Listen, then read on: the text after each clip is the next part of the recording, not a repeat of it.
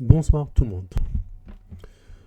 Le problème que je vous choisis ce soir a été publié en l'an 2000 chez la revue française Phoenix. C'est un maths direct en deux coups. Il reprend une idée que j'ai découvert en 99 dans un journal allemand. Après, j'ai composé plusieurs problèmes qui montrent cette idée. On va examiner l'idée à travers la solution. Alors, le problème comporte 3 essais et une solution. Dans le premier essai, x5, le fou arrivé en H5 garde la case F3. Du coup, la dame, libre, elle peut mater en D3. Cependant, E2 réfute. Dame prend pion n'est plus possible car le fou blanc il a abandonné le clouage du cavalier. Du coup, le cavalier peut se défendre en jouant en E3. Donc, premier essai, je menace A, grand A. La réfutation est petit a. Dame D3, E2. Deuxième essai. Fou prend F6. Les blancs viennent d'éliminer le défenseur F6 et menace tour prend E5 mat. Les noirs se défendent en fermant la ligne du fou, la ligne de la dame, pardon, par le fou F3. Et du coup, tour prend E5 est impossible car le roi dispose maintenant d'une case de fuite à cause de la perte de garde du fou noir qui était en G5. Donc dans le deuxième essai, on a la menace grand B, réfutation petit b.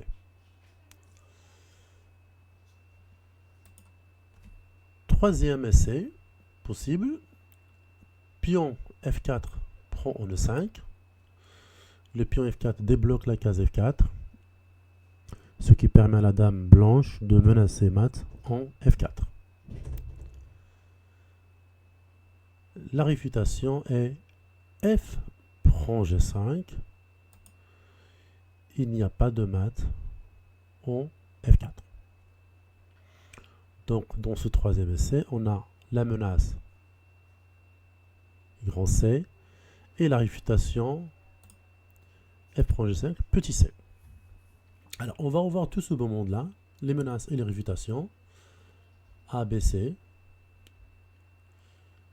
On va les rencontrer de nouveau dans le jeu réel, mais d'une façon désordonnée. Après la clé roi H2, le roi vient d'ouvrir le chemin à la dame blanche qui menace dame prend fou. Sur la défense petit a E2, on a un mat nouveau. Dame prend E2 mat, qui n'est pas thématique. Par contre, la défense, elle est thématique.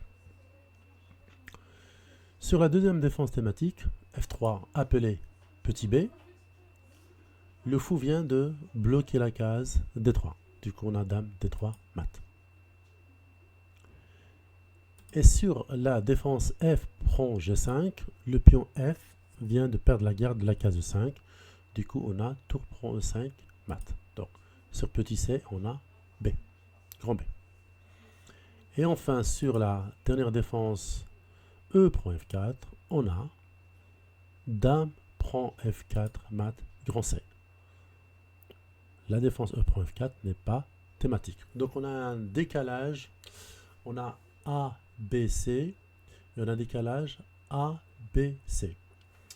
Dans le cas où par exemple sur A il y a grand A, B grand B et C grand C, on aura tout simplement le thème Dombrowski triplet.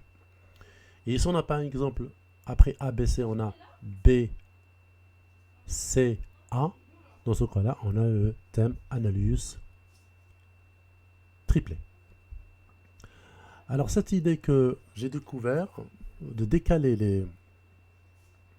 les réfutations et les menaces, à l'époque, j'ai fait 2 articles dans la revue Phoenix et un 3e dans la revue Diagramme. Et le thème, à l'époque, je l'ai baptisé thème en coude numéro 3, forme 1. Évidemment, il y a forme 2 et il y a forme 3.